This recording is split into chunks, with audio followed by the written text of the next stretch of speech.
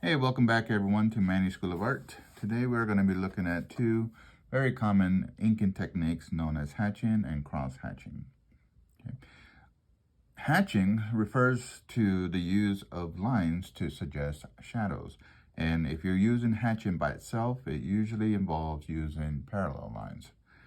When you are doing cross-hatching, you're actually using perpendicular lines that are parallel to each other.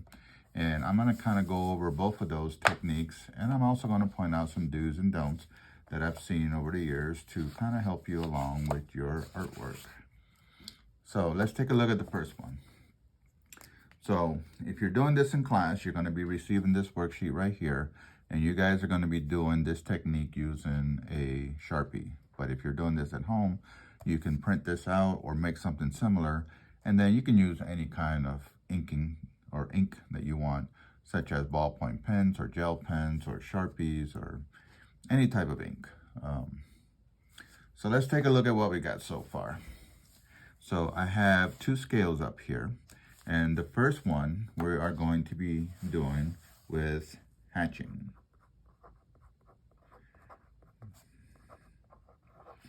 And the second one we are going to be doing with cross hatching.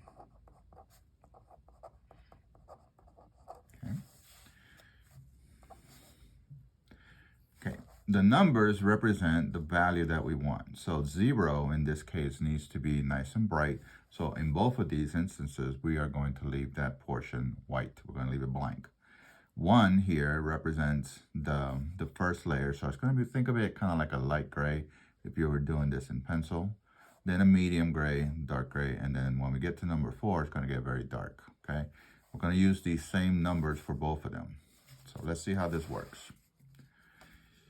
When you are working with hatching, you're going to do everything in the same direction. So I want to keep these nice and light, so I'm going to pick a direction that I want to work with, and I'm going to start putting in some lines that are parallel to each other, and I'm going to space them kind of far apart so that the overall area looks darker than this, but not very dark. Just like that. Now, some common mistakes that I see when students are doing this is they start putting the lines super close together right away, and then it gets dark too fast. Or I see students do this right here. You don't have any control when you do that. So when you're doing hatching, work in one direction. The other thing is, don't try to control pressure. This has absolutely nothing to do with pressure. It has to do with the spacing of the lines.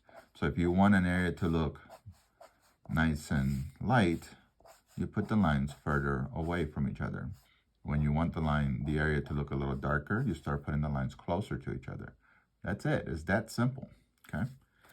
So let's move on to this value, and we want it to go a little bit darker than here. So start putting the lines just a little closer together. You can always add more, okay? Now, you'll notice that when I'm doing this, I am working from the edges inward like this. And that's because if I start going like this and I miss these lines, these edges, I'm going to lose that edge. So I rather miss in the middle, because I can always go back and add. But if I start missing on the outer edges, I'm going to lose that edge. Okay, so these two are kind of similar. So to make it look darker, I simply add more lines, but I want to make sure that they are still in the same direction, right? Because hatching means that all of the lines are going in the same direction. Just like that. So you have to stop and look at it once in a while and compare. So this is a little bit darker than this. It's not too dark. So I'm going to stop here and move on to the third one. So just like here, I'm going to start, and then I'm just simply going to add more and more lines. So I never try to start dark when working with pen, especially because once you make an area like dark, it's hard to fix. And sometimes when you try to fix it with whiteout or something, it actually makes a mess. So I try just to build it up gradually. And just monitor. That's it, really. When you're doing this, just monitor your area and make sure that it's looking darker than the previous one.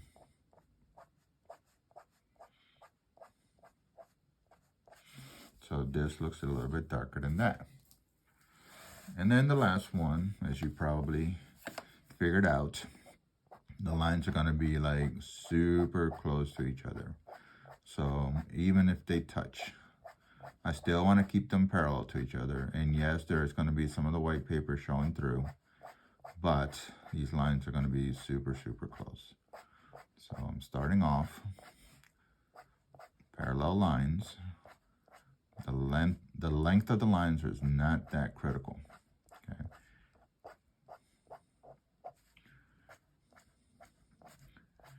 Now these two look very similar, so I need to add more lines to this one here because I need this one to look darker. So I'm just going to continue adding lines.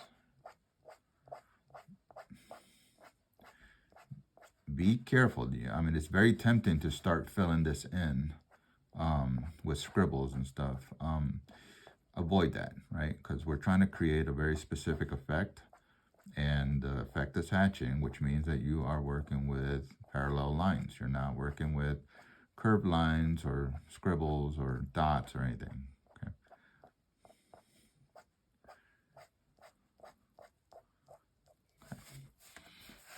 There we go. So 0, leave it white.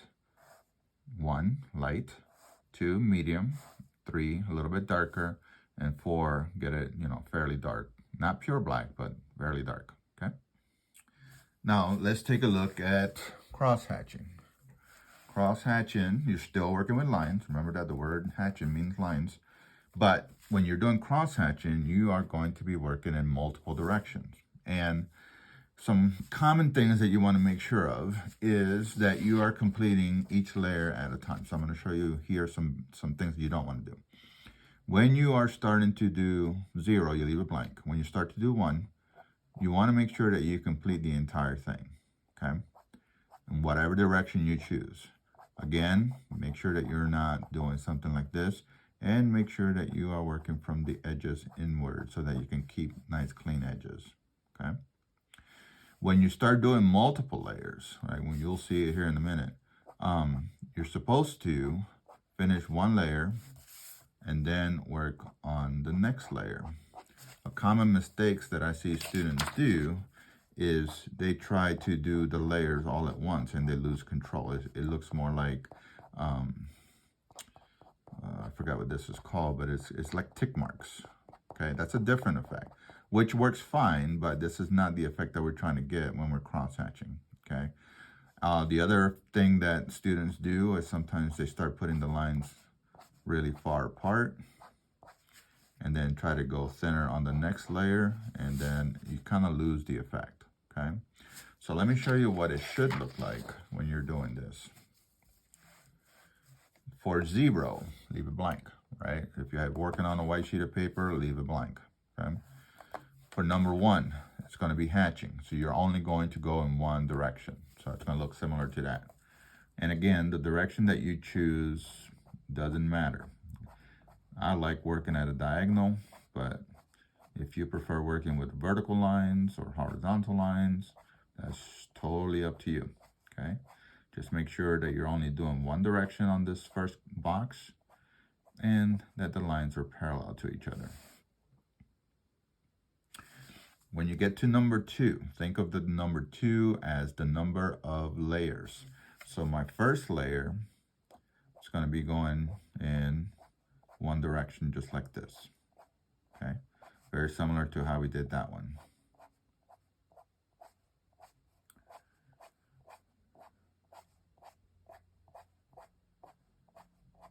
Remember to use full pressure. You're not trying to control the pressure at all, just do it normal. When you want to make it darker, instead of adding, you're going to be adding more lines, but you have to change the direction.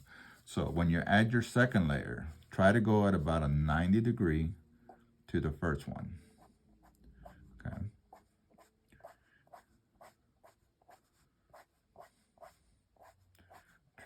Now, you want to complete this entire second layer with the lines parallel to each other. So all of these lines are going this way. Where in layer number 1, all of the lines were going this way, okay?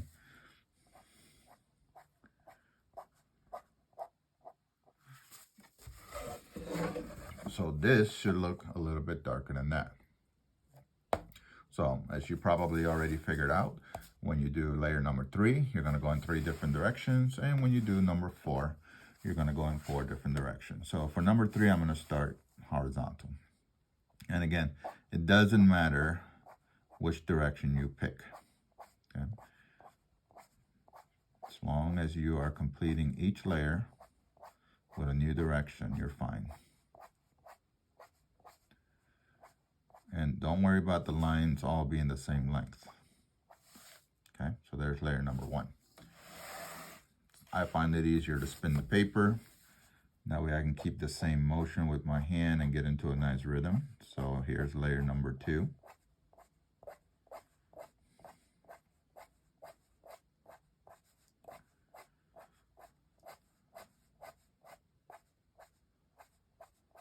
Now we needed to go darker than here. So for layer number 3, I'm going to go at a diagonal because we said that each layer needs to have its own direction. So I want you to go at a diagonal.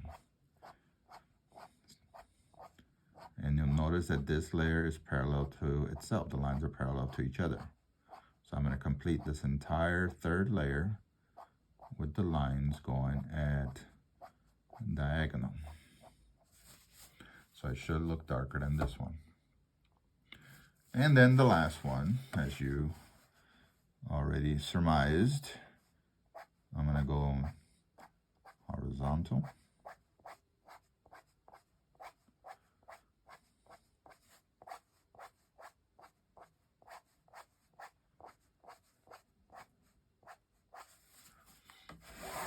Then vertical.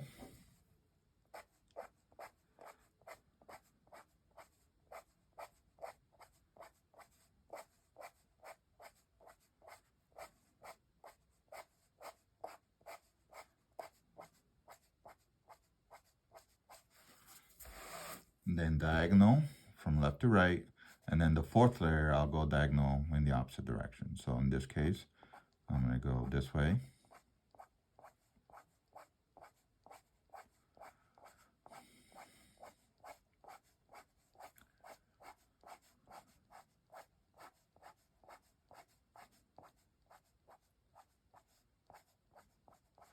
And then for the last one, diagonal, but this way.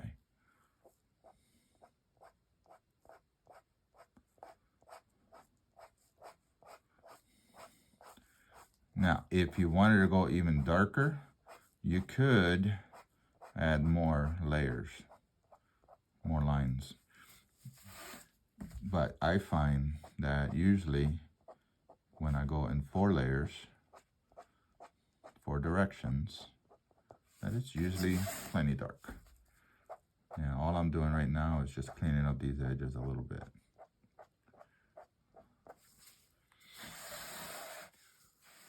So that's basically it. Hatching. You control your lines all going the same direction. You simply place the lines closer together. When you are cross hatching, every time that you do a new layer, you need to pick a new direction. Okay? So for the second part of this video, I'm going to show you how to use hatching on this apple and cross hatching on this one to create our shadows. All right, let's go ahead and start shading these apples using hatching and cross hatching. So I've already drawn this out for you guys. So you can see that the cast shadow is coming this way on both of them, which means that the light source is going to be over here somewhere. Okay. Now you can do what is called mapping with a pencil to help you out. Okay. So that's what the numbers will do. So if the light source is on this side, I know that this area right here, and I'm going to do it kind of dark, but normally I would do this very light with my pencil so I can erase it. So if the light source is here, then this area is going to be my highlight. So that means that that area here stays at a 0. Okay. This area here will be light, but not a highlight. So that will make that a 1. As the shadows go in this direction, getting further and further away from the light source, they're going to get darker. So I can start here with a 1, work my way down to a 3 or a 4. And we know that down here, where the apple meets the table, that's going to be really dark. So I know that that's going to be a 4 there. And then as it comes this way, it's going to get lighter. So we can go 2, 1, okay? I would do the same thing on this one. Now, this side, we're going to do with hatching.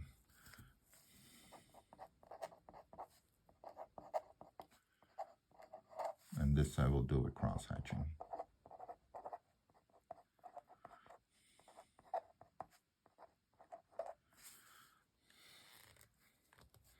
By the way, make sure that the stem is being done by itself. So the light source would be here. So the light source is there. So 0. We'll make this maybe a 3 here, a 4 here, 2, 4. And you can always make it darker if you need to. So the first thing that I want to do is I'm going to do the stem here. I'm going to take a minute and I'm going to darken up my pencil lines like so. Okay. Now, because we're doing hatching and there's a 0 there, I'm going to start here on this edge and work my way inward. But I'm going to stop roughly where I put that my pencil line right there. Okay. On this side, excuse me, I'm going to continue on this side, and I'm simply going to leave that space there open. But we said that this needs to be a 3. So what I need to do is I need to add more lines. Remember to keep them all going in the same direction because this is hatching.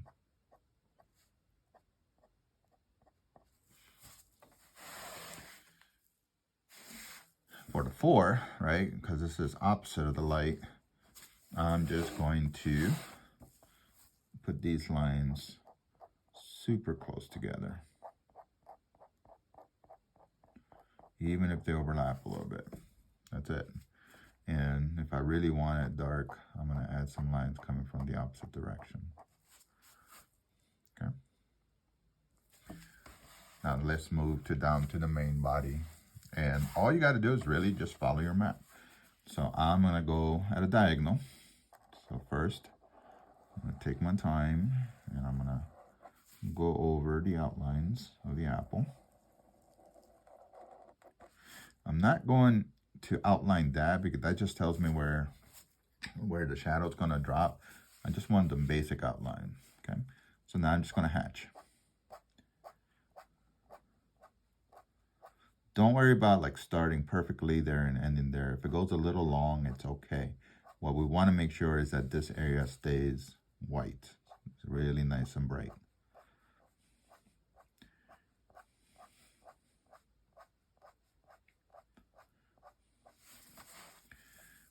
So I'm going to skip this area here and continue my number 1 that way.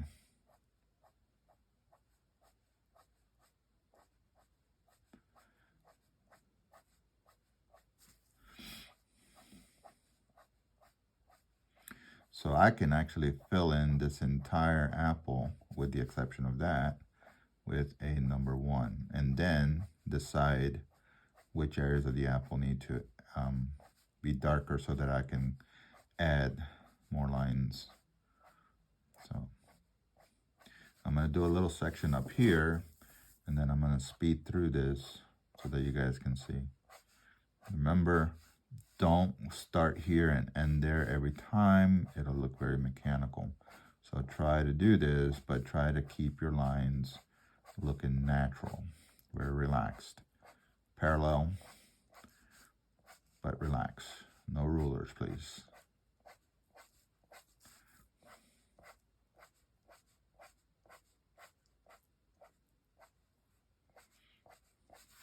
Okay. Now here it says 1, so we're going to leave that the way it is. But here it says 2. So right about here, and I'm estimating, I'm going to start adding additional lines to make it look darker. I know that all of this down here is going to be darker. It has to be because it's going away from the light. So down here also, I can start adding more lines.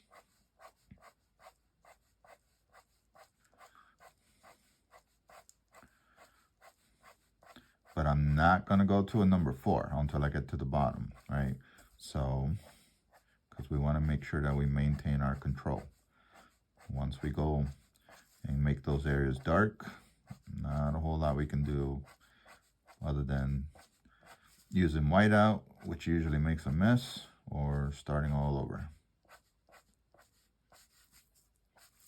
Now, way down here needs to be even darker, so let's add more lines. Notice I'm not covering the entire apple. I'm only adding additional lines in the areas of the apple where I think they need to get darker.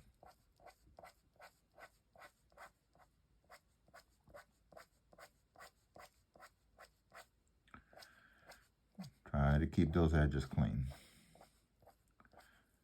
I'll show you on this one here. Sometimes my students will do this, and then they'll start missing that edge. And before you know it, their apple looks fuzzy. So we don't want that. So work from the edge inward. And keep that edge nice and smooth. Because we're working with an apple. Now, if you were working with an animal and it had like fluffy fur, then by all means, go ahead and go past your initial lines. But I don't know about you, but I'm not going to need an apple that looks fuzzy.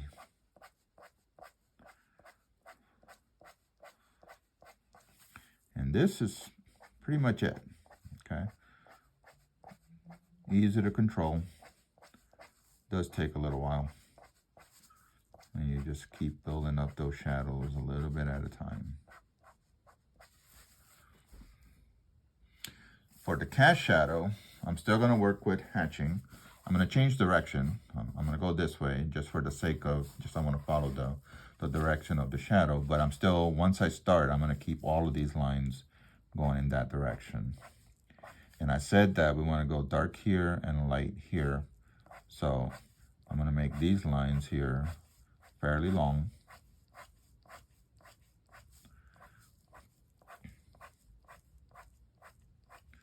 Notice I did not outline the cast shadow. Okay, you don't want to do that. It's cast shadows don't have outlines. So you can do a pencil line softly to help you, but then you need to get rid of it when you're done. So here, right underneath the apple, we know that this has got to be darker. So I'm just simply adding more lines. Full pressure. Remember, this has absolutely nothing to do with trying to control your pressure. It's just the spacing of the lines. That's it. Okay. So that's more or less what it should look like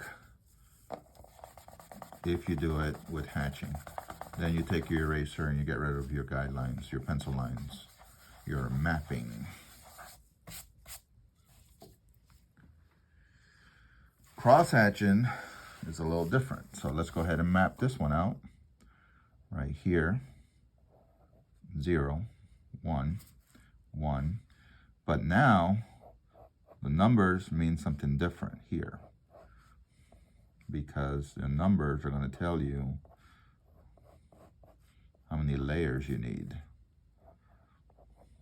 But it's done just like the bottom one here.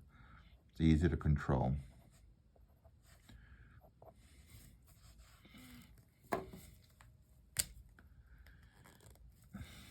Okay, so just like when I did that one, the first thing that I want to do is outline it. Oh, and I need to go back and do a little editing on that one there, because there should be a little bit stronger shadow right there, but we can add that on. So let's start with the stem. We're gonna go 1, 0, 2, 3. So in this case, we're gonna go 1,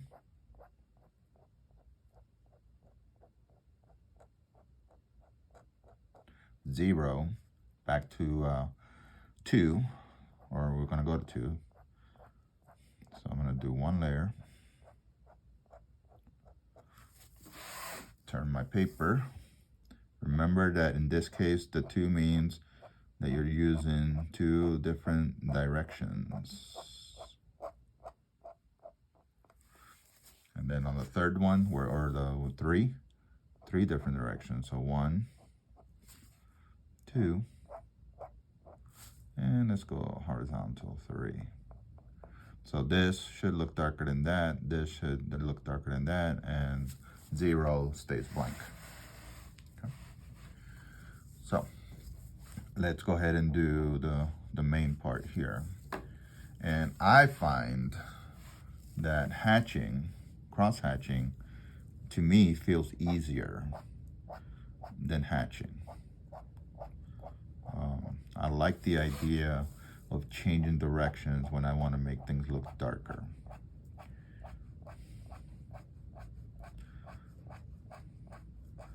But some people prefer hatching over cross-hatching.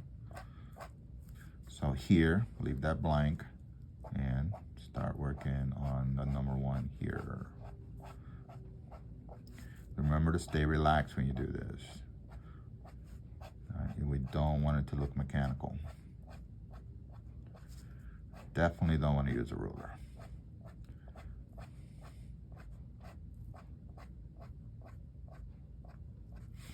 Okay, so this is my 2 area. I'm just going to turn my paper and I'm going to start adding a second layer. I don't want to cover up all of my 1s, right? Because that's my transition. So when I do the 2, I'm not going to take it all the way up to that edge. Otherwise, it won't blend very easily. And I say blend because that's what you're doing, is you're transitioning from 0 to 4. Okay, so this should look a little bit darker than this, and of course this looks darker than that. Okay, so now we move on to the 3s. So again, it doesn't matter which direction you start. I'm comfortable working with diagonals, the way that my hand moves. So that's why you'll always see me spin my paper, just to keep my hand very comfortable, and I use my entire hand. I don't do this with my fingers or with my wrist.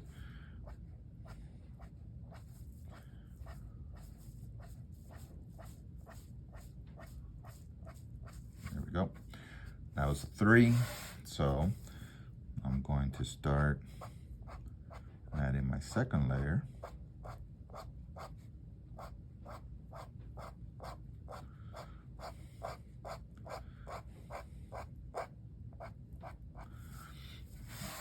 Then my third layer, I think that I want to go horizontal.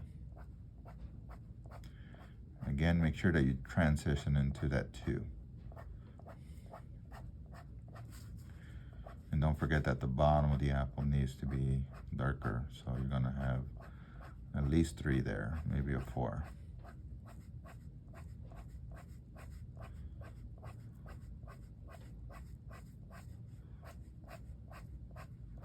See there, I missed there, but thankfully the cast shadow will cover that, so I'm not worried about that, but I definitely want to do that. And then for my 4th layer, I'm going to go vertical. So I'm turning my paper so that it makes it easier for me to work into the apple.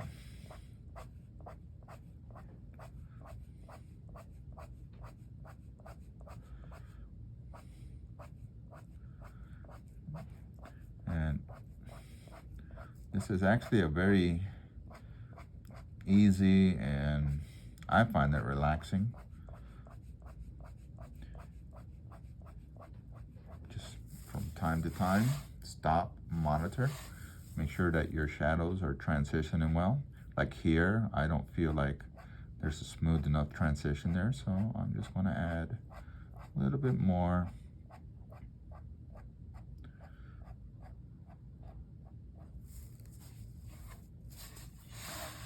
And then I know that this part here, where it's going away from the light, it's going to be a little bit darker. So I'm going to do a 2 and see what it looks like. And then if I feel it needs to be darker, I can add 3. And then this behind the stem, I know that that's got to be dark because the stem's going to cast a shadow.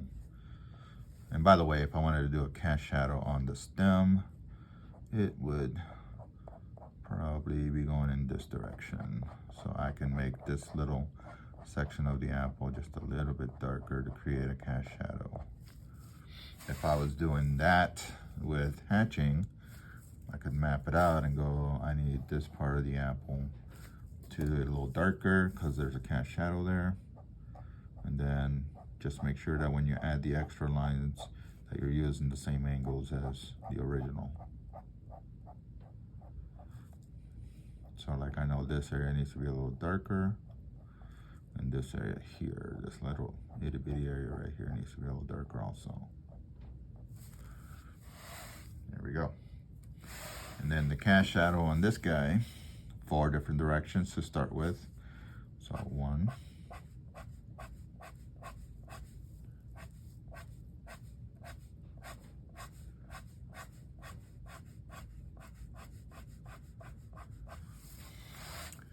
2,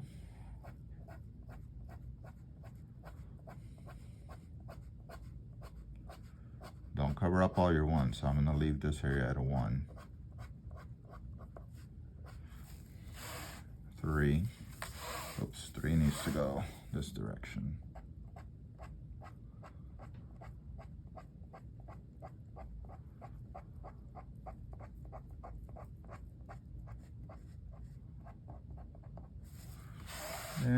4 horizontal, and only where the shadow meets the table. Right, because we know that that's got to be really nice and dark and rich.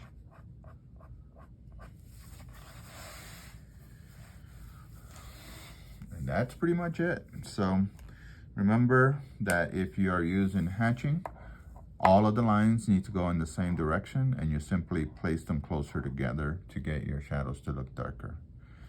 When you are doing cross hatching, every layer needs to have its own direction. So you do 1 layer in one direction, then 2nd layer in a new direction, and so forth. 4, you can add more if you want to, but usually 4 is good enough, especially if your lines are nice and tight, okay? And then when you do the bottom part right here, remember that if you need to, you can map it out with a pencil, write down your numbers to help you figure out when to change your shadows. All right, so that's the assignment that we are working on today. And these 2 techniques, and there's 1 more technique that we're going to do later on, are the ones that you are going to be using for the next project. All right, so that's it for this one. Make sure that you get some practice in. If you're in my class, make sure that you get this done and get it turned in. And then on the next assignment or the next exercise we're going to do will involve stippling.